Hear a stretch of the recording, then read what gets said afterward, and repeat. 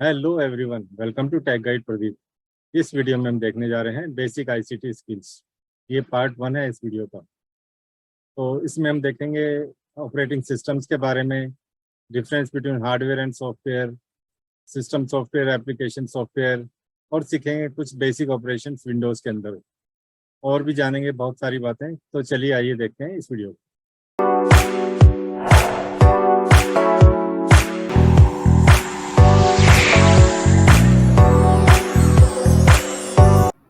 तो आइए देखते हैं बेसिक आईसीटी स्किल्स। ये क्लास 10th आईटी सब्जेक्ट्स के लिए है, जिसका सब्जेक्ट कोड 402 है।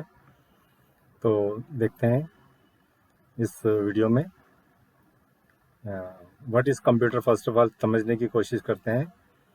देखिए, कंप्यूटर की जो डेफिनेशन है वो कहती है कि a computer is a machine that accept data as input, process the data using program and output the process data as information. तो कंप्यूटर सिंपली एक मशीन होती है जो कि डाटा को रिसीव करती है एज इनपुट। ठीक है, ये इसको हम कंप्यूटर को हम सिस्टम भी कहते हैं। ये कुछ इनपुट लेता है, उसको प्रोसेस करता है और हमें आउटपुट देता है। ठीक है, तो it accept data as input, उस डाटा को प्रोसेस करता है। कुछ इंस्ट्रक्शन हम लिखते हैं उसको प्रोसेस करने के लिए, जिसको हम प्रोग्राम कहते हैं।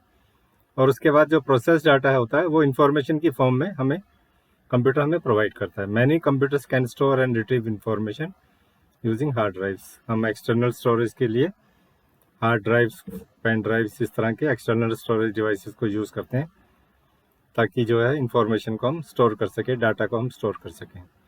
फॉर एग्जांपल देखिए, मैं स्टूडेंट्स के मार्क्स एज इनपुट देता हूँ स्टूडेंट्स को, और कुछ इंस्ट्रक्शन लिखता हूँ, डाटा को प्रोसेस किया जाता है, और जो रिजल्ट जो है स्टूडेंट्स का रिजल्ट जो है इंफॉर्मेशन की फॉर्म में मुझे एज एन आउटपुट मुझे रिसीव होता है।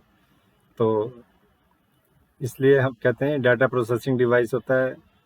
एज ए इनपुट हम डाटा देते हैं, प्रोसेस होता है और हमें इंफॉर्मेशन मिलती है।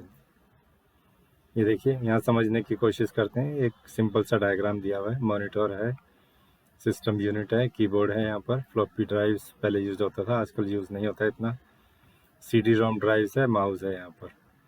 सो computer is an electronic machine that accept the information, जिसको हम डाटा कहते हैं, process it according to specific instruction and provide the result as new information.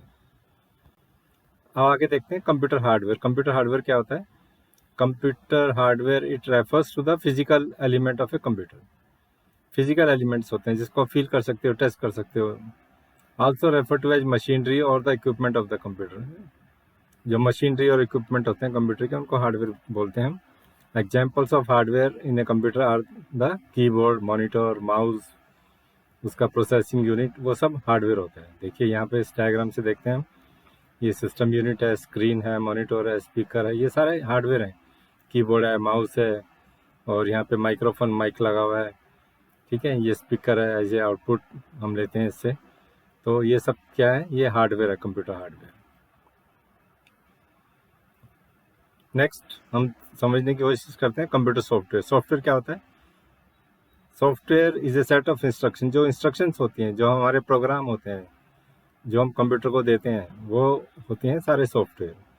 For example मैं आपको एग्जांपल देता हूँ कि जैसे एक बुक है, ठीक है, बुक को आप फील कर सकते हैं, टच कर सकते हैं, वो एक हार्डवेयर है, ठीक है, अपने आप में। लेकिन जब आप बुक को खोलते हैं, उसमें जो आप पढ़ते हैं and it makes some sense to you, जो कुछ बुक्स के अंदर जो इंस्ट्रक्शंस हैं, जो whatever it is written in the book, so all those things that is a software. ठीक है, और book itself in the physical form it is a hardware.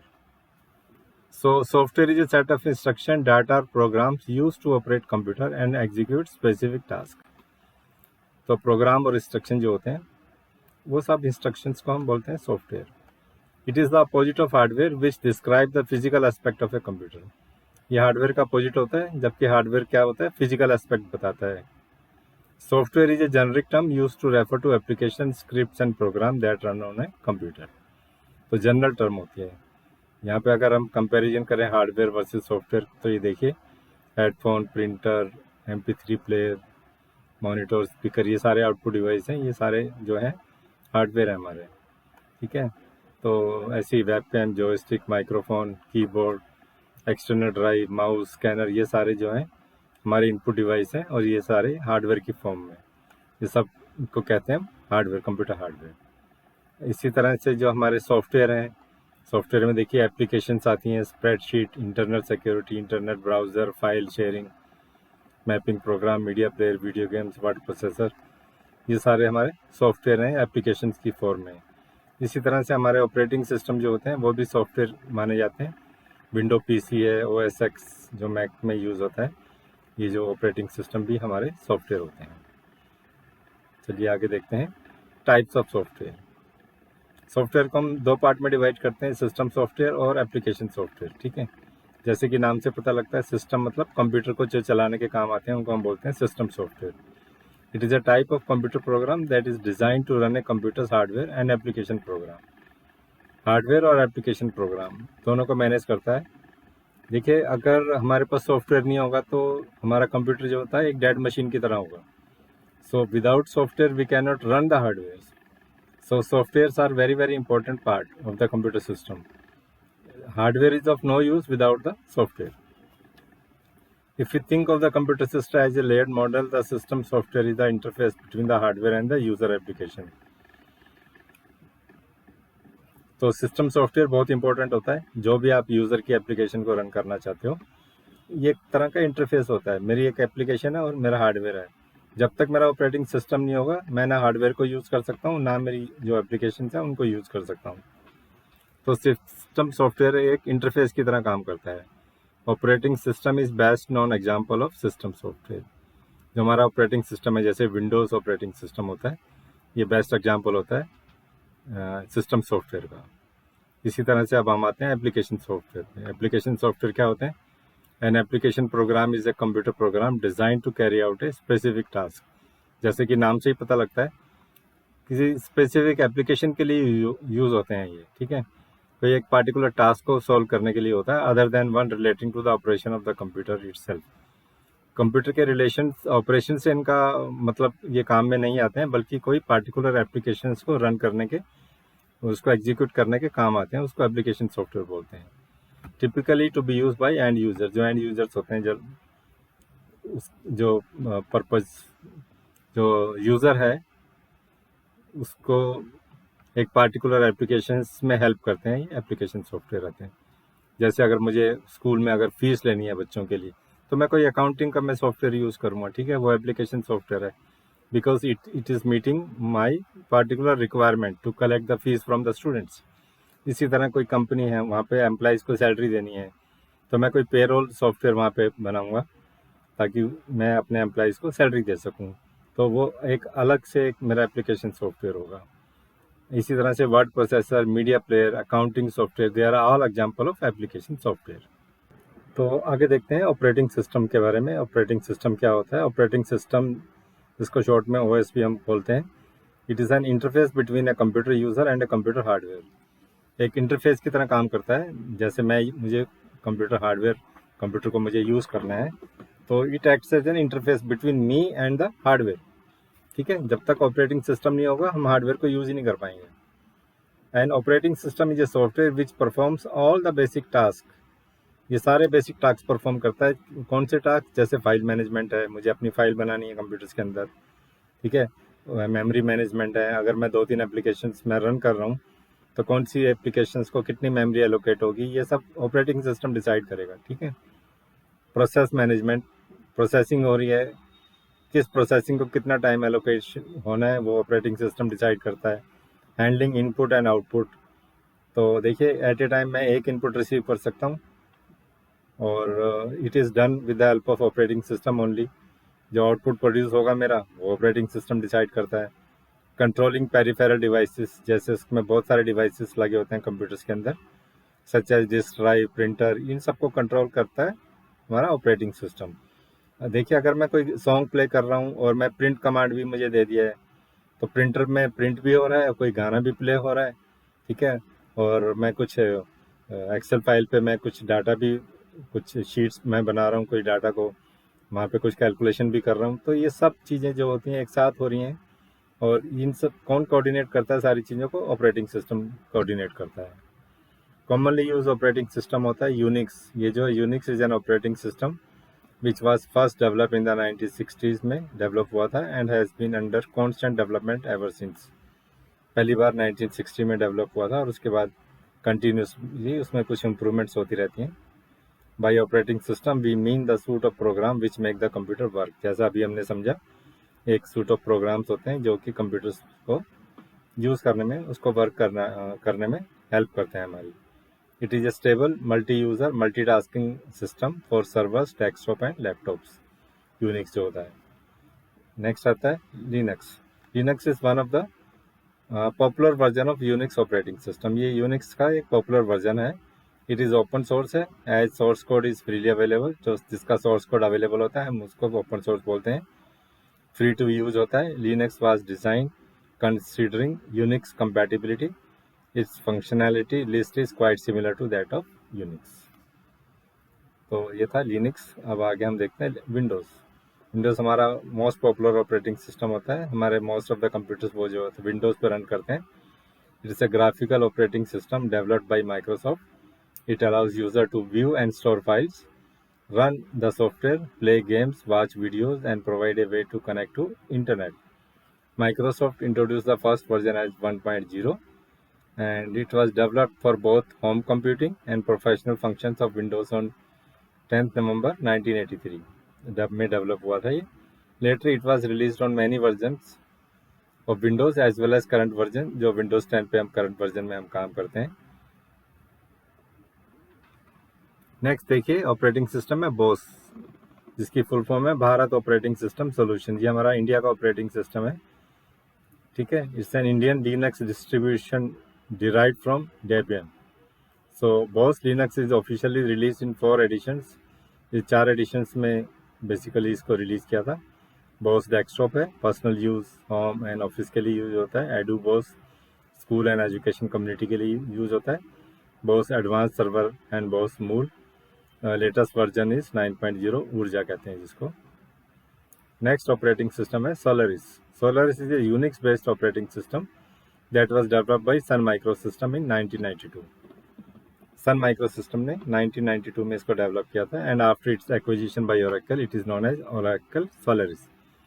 1992 में ओरेकल ने इसको एक्वायर किया। इसको एक एक्विजिशन मतलब उसको खरीद लिया सिस्टम को, और उसके बाद से ये जो है ओरेकल सोलारिस के नाम से जाना जाता है।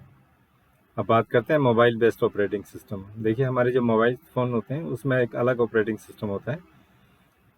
जो mobile operating system is an operating system that helps to run other application software on mobile devices, ठीक है। It is the same kind of software as famous computer operating system like Linux and Windows, but now they are light and simple to some extent. जो mobiles में operating system जो होते हैं, the operating system found on smartphone include Symbian OS और iPhone OS, RIMS blackberry, window mobile, palm web OS और Android and memo. तो देखिए हमारा एंड्रॉयड है, ये बहुत मोस्ट पॉपुलर जो ऑपरेटिंग सिस्टम है जो कि हमारे मोबाइल फ़ोन्स में यूज़ होता है, और आईफोन iOS है जो कि आईफोन में यूज़ होते हैं। तो आगे देखते हैं टाइप्स ऑफ ऑपरेटिंग सिस्टम के बारे में, कितनी तरह के ऑपरेटिंग सिस्टम होते हैं। यहाँ पे सबसे पहले जो दिया गया है वो है सिंगल यूज़र ऑपरेटिंग सिस्टम। इसमें क्या होता है कि जैसे नेम यहाँ पर है सिंगल यूज़र, तो इसमें एक सिंगल यूज़र ही काम कर सकता है and can do only one thing at A time, ठीक है। एक सिंगल यूज़र होगा और एक ही चीज़ पर काम करेगा वो। और most popular single user operating system जो थे वो थे विंडोज़ 3.1। सबसे पहला जो विंडो आया था हमारा 3.1। माइक्रोसॉफ्ट विंडोज़ 95 भी जो था वो भी सिंगल यूज़र ऑपरेटिंग सिस्टम था। और इसी तरह माइक्रोसॉफ्ट डोस, मतलब डोस होती है डिस्क ऑपरेटिंग सिस्टम, जो हमारा ऑपरेटिंग सिस्टम था डोस, वो भी सिंगल यूज़र ऑपरेटिंग सिस्टम था हमारा। नेक्स्ट आते हैं ग्राफिकल यूज़र इंटरफेस, जिसको शॉर्ट में हम GUI भी बोलते हैं। ये क्या होता है कि इसमें हमें कमांड लिखनी नहीं पड़ती हैं। जैसे डोस में क्या होता था, हमें कमांड टाइप करनी होती थी, उनका सिंटैक्स हमें याद करना पड़ता था। इसमें क्या होता है, this operating system is graphic based and interactive in nature. In it menus and icons are available to perform all operations just by clicking on them. तो सारे ऑपरेशंस क्या होते हैं, मेन्यूज होते हैं, ग्राफिकल बेस्ड आइकन्स होते हैं, उन पे जस्ट हम क्लिक करते हैं और अपना काम कर लेते हैं। तो यूज़र को जो है need not remember the lengthy command and their syntax, तो कमांड को टाइप नहीं करना पड़ता, उनके सिंटेक्स लर्न नहीं करने पड़ते हैं। सब कुछ जो होता है ग्राफिकल यूज़र इंटरफेस होता है उसके अंदर। नेक्स्ट देखिए multi user operating system. It allows more than one user to use the same computer at the same time. ठीक है, मल्टी यूज़र होता है। Some of the operating system that fall in this category they are Linux, Unix and Microsoft Windows। ये सारे जो होते हैं multi user operating system होते हैं जिसमें कि मोर than one user can work. Next आता है मल्टीटास्किंग ऑपरेटिंग सिस्टम। जैसा कि नाम ये है इसका multitasking, this ability to perform more than one task, ठीक है, at a single instant of time is called multitasking. जैसा कि इसके नाम में ही है, तो जो मोर देन वन टास्क को परफॉर्म कर सकता है at the same time, they are known as multitasking operating system। An operating system that is capable of doing multiple tasks or executing processes while using common processing resource like CPU। ठीक है, तो common processing resource जैसे हमारा central processing unit CPU है, उसको use करते हुए कई सारे काम एक साथ कर पाता है, तो उसको हम बोलते हैं मल्टीटास्किंग ऑपरेटिंग सिस्टम। नंबर 5 पे आता है multi threading operating system. Multi threading, इसमें क्या होता है कि these are the operating system that allow different parts of an application और प्रोग्राम टू रन साइमल्टेनियसली। आपकी एप्लीकेशन एक ही है लेकिन उसके डिफरेंट पार्ट्स हैं, तो उसको अलाउ करता है कि उसके डिफरेंट पार्ट्स और एप्लीकेशंस को they can run simultaneously. The feature of multi threading can delay the execution process of certain processes. इससे जो आपका जो सर्वर है जिस पे आपने एक एप्लीकेशन रन हो रही है और डिफरेंट यूजर्स उसको यूज़ कर रहे हैं, तो क्या होता है कि उससे सर्वर की जो परफॉर्मेंस थोड़ी स्लो हो सकती है। मल्टी थ्रेडिंग का एग्जांपल देखिए, अगर आप एक लोकल एरिया नेटवर्क में आपने कई सारे कंप्यूटर कनेक्ट किए हुए हैं और एक मेन सर्वर है, उसमें आपने कोई गेम इंस्टॉल की है और आपके कुछ फ्रेंड्स उस गेम को यूज़ कर रहे हैं, आपके सेम सर्वर से यूज़ कर रहे हैं, तो वो different parts of games they are playing and they are using it, they are enjoying it. ठीक है, तो ये एग्जांपल हुआ मल्टी थ्रेडिंग का। एक ही एप्लीकेशन है बट उसकी डिफरेंट एप्लीकेशंस डिफरेंट लोकेशंस पे डिफरेंट कंप्यूटर्स पे they are being run simultaneously. ठीक है, तो ये होता है multi threading operating system. Next आता है रियल टाइम ऑपरेटिंग सिस्टम। इसमें देखिए क्या होता है, it is design to handle real life scenario and problems. Real life problem और रियल टाइम में इसको सिनेरियो जो होते हैं उनको हैंडल करता है। Such operating system have the capability to prioritise the processes, minimise execution time and work independently. Process को प्रायोरिटाइज करता है और मिनिमाइज एग्जीक्यूशन टाइम, जो एग्जीक्यूशन टाइम है उसको मिनिमाइज करता है एंड वर्क इंडिपेंडेंटली। जैसे कि एग्जांपल देखिए, when you book a train ticket और do online trading in the stock market, you are actually communicating with a real time machine. ठीक है, आप रेलवे की टिकट बुक कराते हैं ऑनलाइन, ठीक है, सभी लोगों के लिए वो टिकट अवेलेबल है, कोई भी उसको ऑनलाइन बुक करा सकता है। तो देखिए, हो सकता है 1 मिनट पहले वो टिकट अवेलेबल हो और 1 मिनट के बाद आपको सिस्टम में दिखाई देगा कि ticket is not available. Why? Because it is showing the real time, जो स्टेटस है उसका वो आपको रियल टाइम में दिखा रहे हैं। इसी तरह स्टॉक मार्केट में आप ऑनलाइन ट्रेडिंग करते हैं तो शेयर जो प्राइसेस होते हैं जो वो अप डाउन होते रहते हैं। ठीक है, अभी जो आपने कोई शेयर मार्केट से कोई स्टॉक मार्केट से कोई शेयर खरीदा, हो सकता है उसका प्राइस 50 रुपीज़ हो और 1 मिनट के बाद उसका 55 हो जाए, क्योंकि रियल टाइम मशीन है वो। ठीक है, तो इस तरह के जो ऑपरेटिंग सिस्टम होते हैं वो रियल टाइम आपको डाटा देते हैं। ठीक है, giving you instant response, real life response होती है, रियल टाइम डाटा उसका आपको दिया जाता है। जैसे कि रेलवे टिकट्स का मैंने आपको एग्जांपल दिया। Same features are maintain for other users, बाकी सब यूजर्स के लिए भी सेम फीचर्स होते हैं, उनके लिए भी वही रियल टाइम डाटा अवेलेबल होता है उनके लिए भी। तो इस तरह के जो सिस्टम होते हैं, जो ऑपरेटिंग सिस्टम होते हैं, उनको बोलते हैं real time operating system. Next आता है डिस्ट्रीब्यूटेड ऑपरेटिंग सिस्टम। इसमें क्या होता है कि जो ऑपरेटिंग सिस्टम होता है वो डिस्ट्रीब्यूटेड होता है, it runs on computers that are located in different geographical areas. ठीक है, आपके जो कंप्यूटर्स हैं वो डिफरेंट लोकेशन पे हैं geographically, but they are interconnected through a network, एक नेटवर्क के थ्रू वो इंटरकनेक्ट होते हैं। तो क्या होता है कि it controls these interconnected system and makes them appear to be a single computer. तो ये जो ऑपरेटिंग सिस्टम होता है टास्क को डिवाइड कर देता है डिफरेंट कंप्यूटर्स में, लेकिन क्या होता है कि it looks like that you are working on a single computer, लेकिन आपका जो प्रोसेसिंग हो रही है वो डिफरेंट कंप्यूटर्स में हो रही है। उसको डिस्ट्रीब्यूट कर दिया ऑपरेटिंग सिस्टम में, तो this is known as distributed operating system. आगे देखते हैं basic operations in Windows 10 operating system के अंदर। विंडोज़ 10 का जो ऑपरेटिंग सिस्टम है उसमें क्या बेसिक ऑपरेशन हम कर सकते हैं। देखिए रिसाइकल बिन क्या होता है, आपने डेस्कटॉप पे देखा होगा एक आइकन होती है, रिसाइकल बिन बोलते हैं उसको। In Windows recycle bin is a folder और directory where deleted items are temporarily store. आप कुछ भी डिलीट करते हैं अपनी हार्ड डिस्क में जाके, अपने सिस्टम में जाके कुछ भी आपने डिलीट किया तो वो कहाँ जाती है, रिसाइकल बिन में। ठीक है, एक फोल्डर होता है जिसको रिसाइकल बिन कहते हैं, जो डिलीटेड आइटम होती हैं टेम्परेरली वो वहाँ जाके स्टोर हो जाती हैं। मान लीजिए आपने कुछ गलती से डिलीट कर दिया और आप कहते हैं अरे ये तो गलत हो गया, इसको डिलीट नहीं करना था, तो रिसाइकल बिन में जाके आप उसको रिस्टोर भी कर सकते हैं। Deleted files are not permanently remove from the hard disk. वो परमानेंटली रिमूव नहीं होती हैं, लेकिन they are sent to the recycle bin unless they are too large. ठीक है, अगर फाइल बहुत बड़ी होती है तो वो रिसाइकल बिन में नहीं जाती है, तो कंप्यूटर आपसे पूछता है कि file is too large, would you like to delete it permanently, तो अगर आप चाहें तो उसको परमानेंटली डिलीट कर सकते हैं। लेकिन जो बाकी फाइल्स हैं वो रिसाइकल बिन में चली जाती हैं।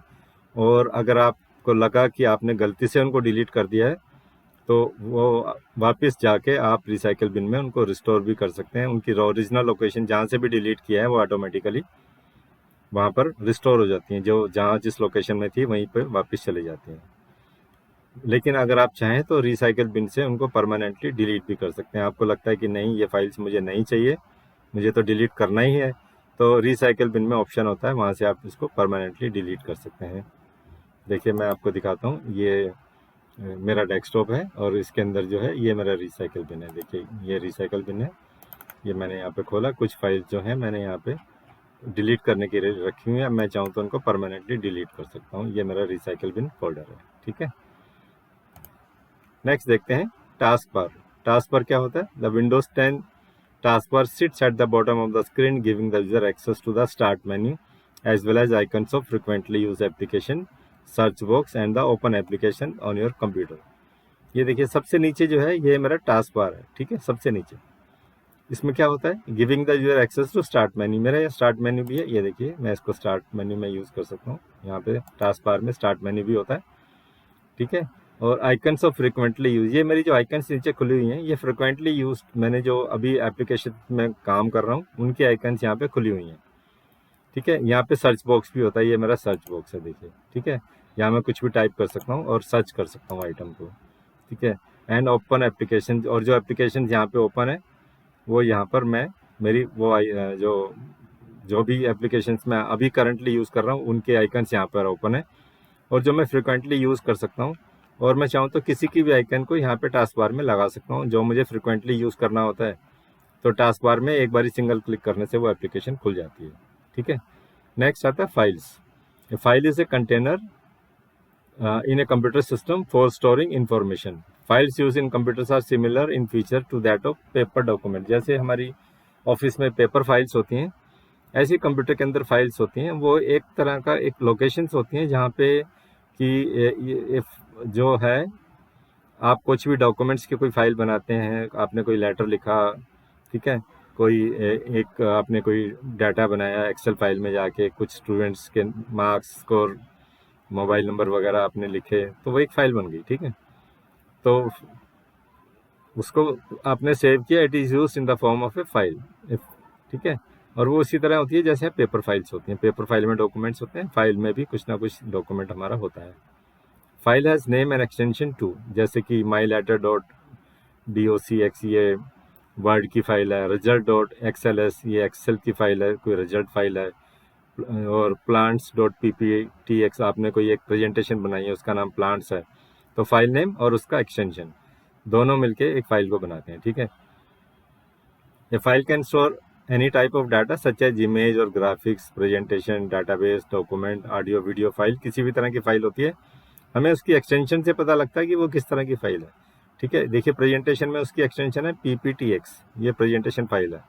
xls मतलब मेरी एक्सेल की फाइल है, docx मतलब मेरी वर्ड की फाइल है, उसमें कोई वर्ड डॉक्यूमेंट है। तो फाइल की एक्सटेंशन से ही हमें पता लग जाता है वो what type of file it is. Next आता है folder.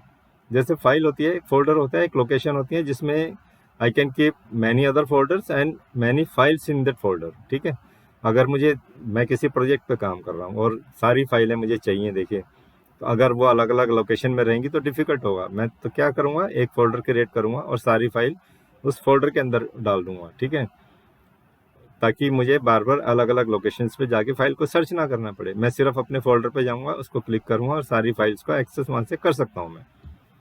So a folder also called a directory is a space use to store files.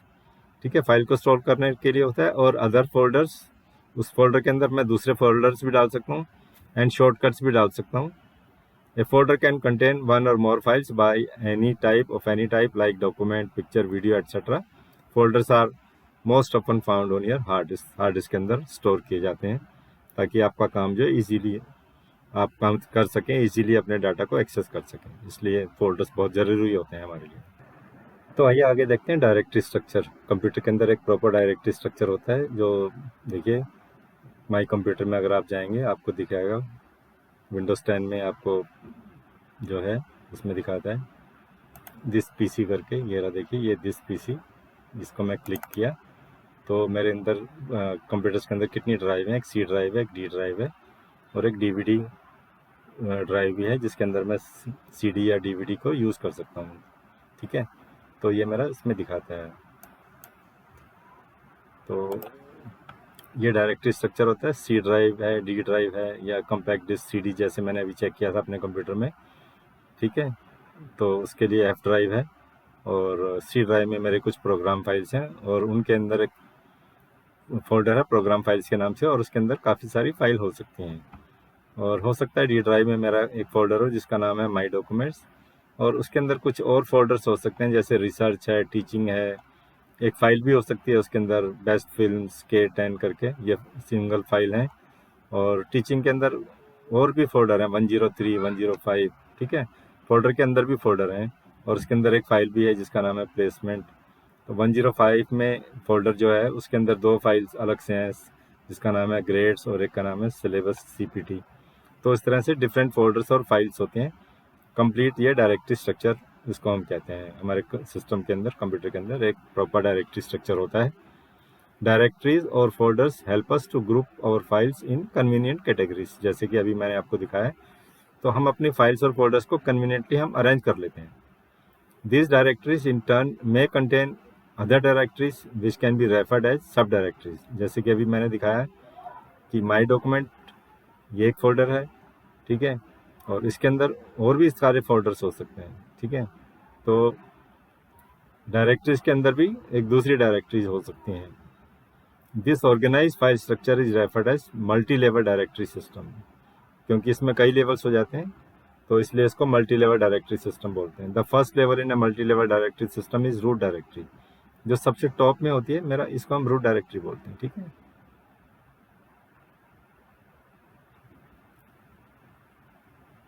तो रूट डायरेक्टरी के अंदर इस root directory which is created automatically at the time of disk formatting. तो जब हम disc को अपनी फॉर्मेट करते हैं तो उसमें सी ड्राइव जो होती है मेरी रूट डायरेक्टरी बन जाती है, और उसके अंदर मैं और कई सारे फाइल्स और फोल्डर्स को सेव कर सकता हूँ। Within root directory additional directories and sub directories can be created.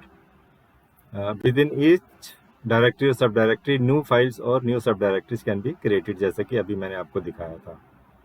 ठीक है, तो ये था मेरा डायरेक्टरी स्ट्रक्चर। अब देखते हैं कुछ फाइल ऑपरेशन जो हम operating system, window operating system में हम कर सकते हैं।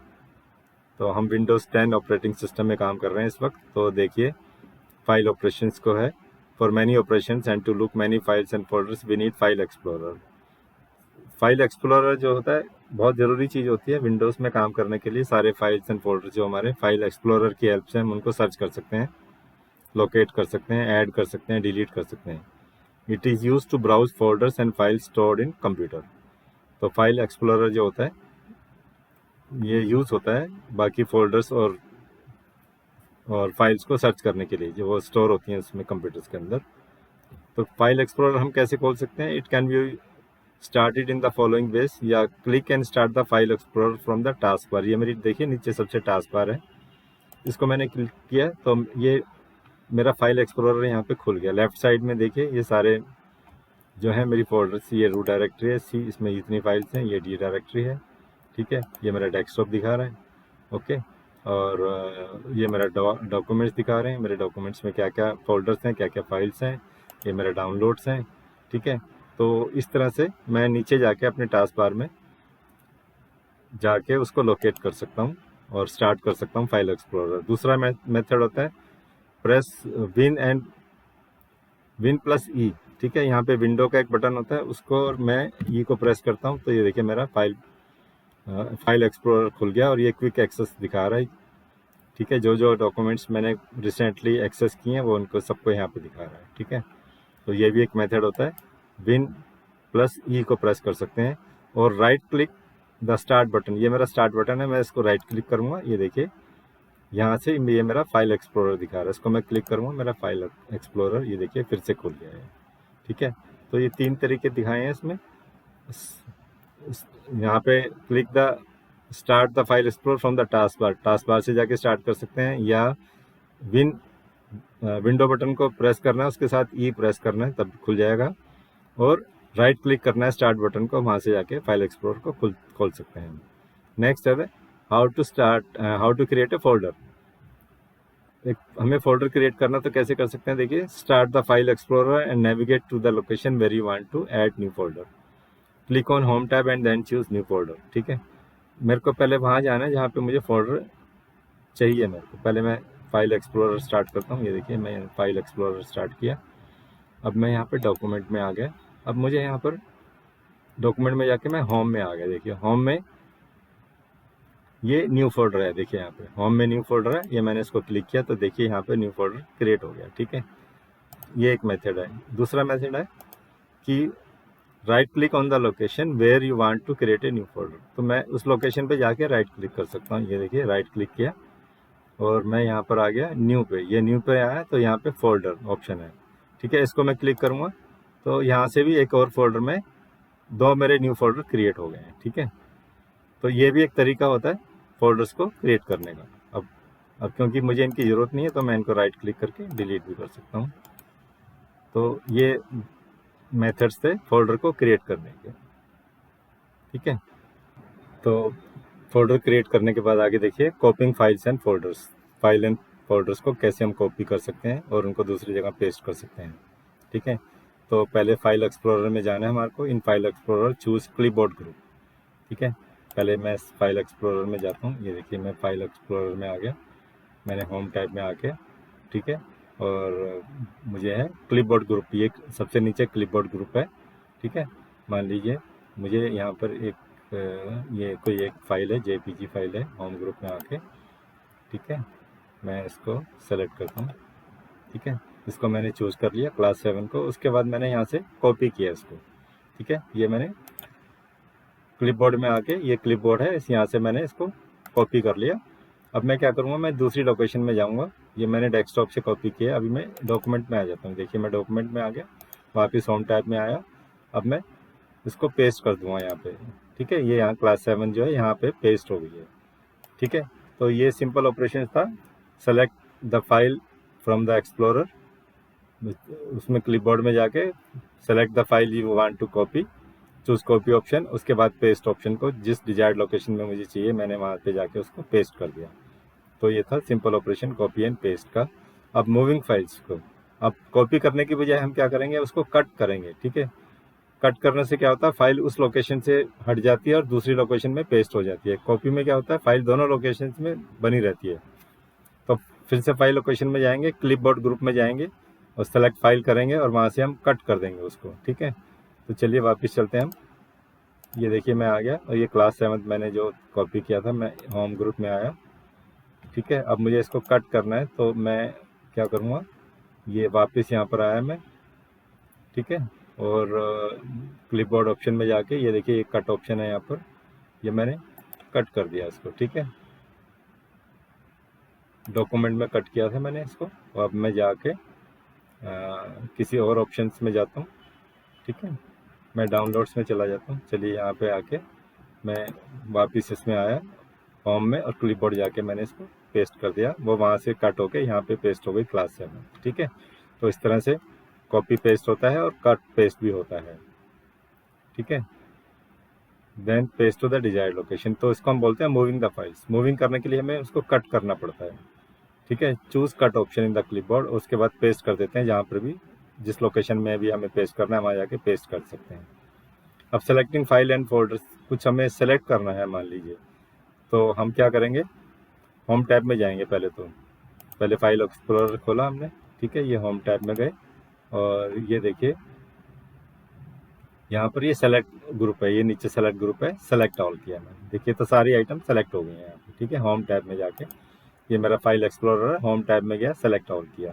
दूसरा ऑप्शन है मैं कंट्रोल ए प्रेस करूँगा, देखिए कंट्रोल ए करने से भी सारी फाइल्स जो हैं, सारे फाइल्स एंड फोल्डर सेलेक्ट हो गए हैं। तो ये दो ऑप्शंस होती हैं to select the file and folders, either go to the file explorer, home tab में जाओ और सेलेक्ट ग्रुप में जाके सेलेक्ट ऑल कर दो और प्रेस कंट्रोल ए, ठीक है। तो ये दो ऑप्शन थी to selecting the files and folders. Next देखते हैं to select multiple contiguous file, मतलब जो एक दूसरे के साथ होती हैं, वन आफ्टर वन अनदर। अगर मेरी कुछ फाइल्स हैं जैसे 1 2 3 4, अगर मुझे सारी फाइल सेलेक्ट करनी है मल्टीपल कंटिग्यूअस फाइल, तो hold down the shift key and select all the contiguous file, ठीक है। तो चलिए इसको देखते हैं। मैं फाइल एक्सप्लोरर में गया, ये डाउनलोड ऑप्शन है यहाँ पर। मैंने जैसे मुझे सेलेक्ट करनी है सारी फाइल, तो मैंने पहली फाइल यहाँ पे सेलेक्ट करी और उसके बाद शिफ्ट की प्रेस किया, उसके बाद लास्ट ये, ठीक है। पहली फाइल को क्लिक किया, उसके बाद शिफ्ट की प्रेस करके लास्ट फाइल जो मुझे चाहिए उसके बीच में सारी फाइलें सेलेक्ट हो गई हैं। तो ये था कंटिग्यूअस फाइल्स ऑप्शन, ठीक है। नेक्स्ट ऑप्शन है मल्टीपल नॉन कंटिग्यूअस। इसमें क्या होगा, शिफ्ट की बजाय हम कंट्रोल की प्रेस करेंगे, हमें सिर्फ कुछ फाइल सेलेक्ट करनी है नॉन कंटिग्यूअस फॉर्म में, जो कि कंटिन्यूस नहीं होती हैं। कोई फर्स्ट फाइल करनी है मुझे, फिर 6 फाइल करनी है, फिर 6 के बाद मुझे 8th करनी है, फिर 10th करनी है, इस तरह से मुझे कुछ सेलेक्टेड फाइल करनी है। तो चलिए उसको देखते हैं हम क्या करेंगे।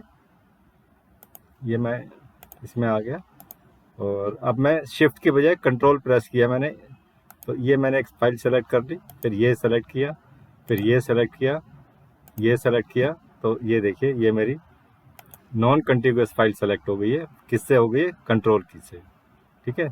और उसके बाद मैं कंट्रोल की प्रेस करके एडिशनल आइटम को सेलेक्ट करता रहूँगा, ठीक है।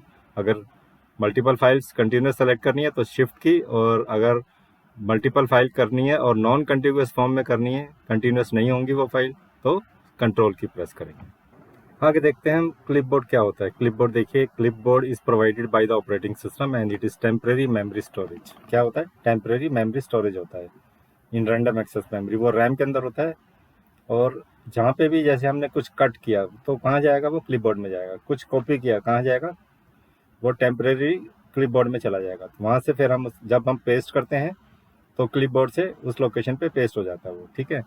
तो ये क्या है, it is temporary memory storage in random access memory, जिसको रैम भी कहते हैं हम, to store data for short term in a computer application. It is use to hold the copied और cut data till it is pasted at the desired location. जब तक वो desired location में पेस्ट नहीं हो जाती तो क्लिपबोर्ड में रहती है वो, फाइल हो या फोल्डर हो, ठीक है। कॉपी फाइल्स और फोल्डर्स, सेलेक्ट द फाइल्स और folders to be copied, go to the home tab, clipboard group, और या राइट क्लिक करें माउस एंड कॉपी, या कंट्रोल सी करें। तो देखिए हम चल के देखते हैं ये स्टेप कैसे होंगे। ये मैं डाउनलोड में आ गया, ये मैंने कुछ यहाँ पे 4 फाइलें सेलेक्ट कर ली। अब मैं यहाँ पर आया क्लिपबोर्ड, ये देखिए ये क्लिपबोर्ड ऑप्शन है। अब मैंने यहाँ पे कॉपी प्रेस कर दिया, ठीक है। तो ये कॉपी हो गया। अब मैं फिर से होम में जाके किसी भी लोकेशन में जाके उसको पेस्ट कर दूंगा, यहाँ से ये पेस्ट ऑप्शन है, या मैं इसको राइट क्लिक करके कॉपी कर सकता हूँ, राइट क्लिक किया, कॉपी हो गया, ठीक है। और यहाँ मैं कंट्रोल सी प्रेस करूँगा, कंट्रोल सी करने से भी ये कॉपी हो जाता है, ठीक है। तो ये कुछ ऑप्शन है कॉपी करने का। होम टैब में क्लिपबोर्ड ग्रुप में जाओ और वहाँ से कॉपी चूज़ करो, या राइट क्लिक करो और कॉपी यूज़ करो, और press control C to copy. Paste करने के लिए सेम ऑप्शन है, होम टैब में जाओ, क्लिपबोर्ड ग्रुप में जाके उसको पेस्ट ऑप्शन चूज़ करके कहीं पे भी पेस्ट करना है उसको पेस्ट कर दो, या राइट क्लिक करो माउस को और पेस्ट ऑप्शन चूज़ कर लो, ठीक है। और प्रेस कंट्रोल वी। कॉपी के लिए सी होता है कंट्रोल सी, और पेस्ट के लिए कंट्रोल वी होता है, ठीक है। तो नेक्स्ट देखिए मूविंग फाइल्स और फोल्डर्स। अब हमें मूव करने हैं, वो तो कॉपी करना था, सिर्फ मूव करने के लिए क्या करना है, हमारे को कट करना है, ठीक है। मूव करने के लिए कट करना है, कॉपी करने के लिए हमें कॉपी करना होता है, इसमें हमें कट ऑप्शन चूज़ करनी है, ठीक है। वहाँ से कट हो जाएगा, कंट्रोल एक्स करके भी कट हो जाता है और कंट्रोल वी से पेस्ट हो जाता है। तो सेम हम उसी तरह से हम अपने यहाँ पर आ गए, ये 4 फाइल मैंने चूज़ किए हैं, होम टैब में गए, ये देखिए कॉपी की जगह मैं क्या चूज़ करूँगा, कट, ये कट ऑप्शन है, यहाँ से इसको कट करूँगा और दूसरी लोकेशन में जाके मैं पेस्ट कर दूँगा, ठीक है। तो ये कट एंड पेस्ट ऑप्शन हो जाता है। या कंट्रोल एक्स करूँगा और जहाँ पेस्ट करना है वहाँ पे कंट्रोल वी करूँगा, या फिर राइट क्लिक करके कट करूँगा और राइट क्लिक करके किसी दूसरी लोकेशन में पेस्ट कर दूँगा, ठीक है। तो ये कट एंड पेस्ट ऑप्शन हो जाता है। नेक्स्ट देखते हैं हम रीनेमिंग फाइल्स और फोल्डर्स, उसको रीनेम कैसे कर सकते हैं हम, ठीक है। तो ये कुछ स्टेप्स हैं, सेलेक्ट द फाइल और फोल्डर्स टू बी रीनेम, उसके बाद होम टैब में जाके ऑर्गेनाइज करेंगे, कहाँ पे, फाइल एक्सप्लोरर में जाके, ठीक है। तो चलिए हम देखते हैं इसको। फाइल एक्सप्लोरर में जाके ये फाइल मैंने सेलेक्ट कर लिया, अब मैं यहाँ पर, ये मेरा फाइल एक्सप्लोरर है, होम टैब में आ गया, ऑर्गेनाइज ग्रुप में जाके ये देखिए रीनेम है ऑप्शन, इसको मैंने रीनेम किया तो ये पूरा का पूरा सेलेक्ट हो गया। अब मैं चाहूँ तो उसको कुछ भी नया नाम यहाँ पर दे सकता हूँ, ठीक है। न्यू, जैसे मैंने यहाँ लिख दिया न्यू फाइल, इसको मैंने न्यू फाइल नाम दे दिया, ठीक है। तो ये रीनेम हो गया, ठीक है। दूसरा ऑप्शन क्या है, मैं इसको राइट क्लिक भी कर सकता हूँ और इसको यहाँ से रीनेम कर सकता हूँ, ठीक है। ओके, तो होम टैब में ऑर्गेनाइज ग्रुप में जाके रीनेम चूज कर सकते हैं, राइट क्लिक करके रीनेम कर सकते हैं और उसको सेलेक्ट करके F2 प्रेस करेंगे। ये देखिए मैं यहाँ पर आया, ये मैंने इसको सेलेक्ट किया और अब मैंने प्रेस किया F2 करने से फिर से मैं इसको रीनेम कर सकता हूँ। तो ये कुछ ऑप्शंस हैं यहाँ पे, ठीक है, रीनेमिंग द फाइल्स। नेक्स्ट देखिए डिलीटिंग भी बहुत ही सिंपल है, इसी तरह फाइल एक्सप्लोरर में जाएंगे, ठीक है। जो फाइल हमें डिलीट करनी है वहाँ उसको सेलेक्ट करेंगे, होम टैब के ऑर्गेनाइज ऑप्शन में जाएंगे। ये देखिए ये फाइल मैंने सेलेक्ट कर ली, अब मैं होम टैब के ऑर्गेनाइज, ये मेरा ऑर्गेनाइज है, अब रीनेम के साथ ही डिलीट है, यहाँ से मैं इसको डिलीट चूज करूँगा तो ये फाइल यहाँ से डिलीट हो जाएगी, ठीक है। डिलीट करने से डिलीट हो जाएगी। दूसरी ऑप्शन है राइट क्लिक करो, डिलीट ऑप्शन यहाँ पे चूज कर लो, डिलीट हो जाएगी। या इसको सेलेक्ट करो और डिलीट कीबोर्ड से हमें डिलीट की को प्रेस करना है, वहाँ से भी ये डिलीट हो सकती है फाइल। तो इस तरह से हमें फाइल को डिलीट भी कर सकते हैं, फोल्डर को भी डिलीट कर सकते हैं। अब देखते हैं आगे, रीनेम और डिलीट के बाद है रिस्टोरिंग द डिलीटेड फाइल। आपने फाइल डिलीट कर दी और आपको लगा कि अरे ये तो गलती से डिलीट हो गई है, इसको तो डिलीट करना ही नहीं था। तो आप क्या करेंगे, डेस्कटॉप में देखिए रिसाइकिल बिन होता है, तो वहाँ से जिस भी फाइल को आपने रिस्टोर करना है उसी लोकेशन पे वापस भेजना है, उस आइटम को सेलेक्ट करेंगे, राइट क्लिक करेंगे, ठीक है। और या फिर हम जो है रिसाइकिल बिन के टूल्स में जाएंगे, मैनेज टैब में, and then choose restore and the selected item, ठीक है। तो चलिए हम या राइट क्लिक करेंगे और रिसाइकिल बिन में जाके उसको रिस्टोर कर सकते हैं। तो हम देखते हैं, तो ये मैं यहाँ पर रिसाइकिल बिन में आ गया, ये देखिए मैंने इसको ओपन किया, रिसाइकिल बिन टूल्स, ये आ गया ना रिसाइकिल बिन टूल्स, मैंने ये फाइल सेलेक्ट किया, ठीक है, और टूल्स में आ गया रिसाइकिल बिन के, और मैं रिस्टोर कर रहा हूँ, रिस्टोर द सेलेक्टेड आइटम, जो भी मेरे सेलेक्टेड आइटम है यहाँ मैं क्लिक करूँगा तो वो रिस्टोर हो जाएगी, ठीक है। ये तो एक ऑप्शन था उसके रिसाइकिल बिन के टूल्स में जाके, या उस फाइल को सेलेक्ट करो, राइट क्लिक करो, यहाँ पे रिस्टोर ऑप्शन है, उसको रिस्टोर कर दीजिए आप, ठीक है। तो वो फाइल यहाँ पे रिस्टोर हो जाएगी। तो इस तरह से हम अपनी फाइल्स को रिस्टोर कर सकते हैं, डिलीटेड फाइल को। या तो रिसाइकिल बिन के टूल्स में जाके मैनेज टैब में जाओ और वहाँ से उसको रिस्टोर करो, या राइट क्लिक करके रिसाइकिल बिन में जाके राइट क्लिक करो और रिस्टोर ऑप्शन को चूज कर लो, तो उससे भी वो रिस्टोर हो जाती है, ठीक है। अब देखिए किसी फाइल को परमानेंटली डिलीट करना है तो फिर से हम उसमें जाके रिसाइकिल बिन में जाके, ये मैं रिसाइकिल बिन में आ गया और ये फाइल्स मेरी है पहली वाली, परमानेंटली डिलीट करना है तो मैं रिस्टोर नहीं करूँगा, कट नहीं करूँगा, क्या करूँगा, डिलीट ऑप्शन चूज करूँगा तो ये परमानेंटली डिलीट हो जाएगी यहाँ से, ठीक है। रिसाइकिल बिन में आके तो उसको परमानेंटली हम डिलीट कर सकते हैं। To empty recycle bin in the file explorer, choose recycle bin tools and then choose empty recycle bin, ठीक है। ये देखिए पूरा एम्प्टी भी कर सकते हैं। ये मैं रिसाइकिल बिन में आ गया, अब मैं यहाँ पे होम में आया और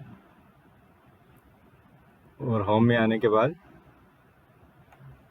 ये रिसाइकिल बिन मैंने चूज किया और एम्प्टी रिसाइकिल बिन, ये ऑप्शन है यहाँ पे, एम्प्टी रिसाइकिल बिन अगर मैं करूँगा तो मेरा एम्प्टी रिसाइकिल बिन है, परमानेंटली सारी फाइल डिलीट हो जाएंगी और मेरा रिसाइकिल बिन जो क्या होगा, एम्प्टी हो जाएगा, ठीक है।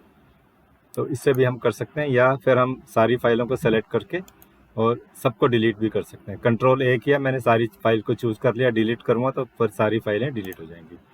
तो इस तरह से भी हम फाइल को डिलीट कर सकते हैं परमानेंटली, और पूरा रिसाइकल बिन को एम्प्टी कर सकते हैं। राइट क्लिक करो रिसाइकल बिन में and choose empty recycle bin भी कर सकते हैं। ठीक है, तो ये थी कुछ options to empty the recycle bin.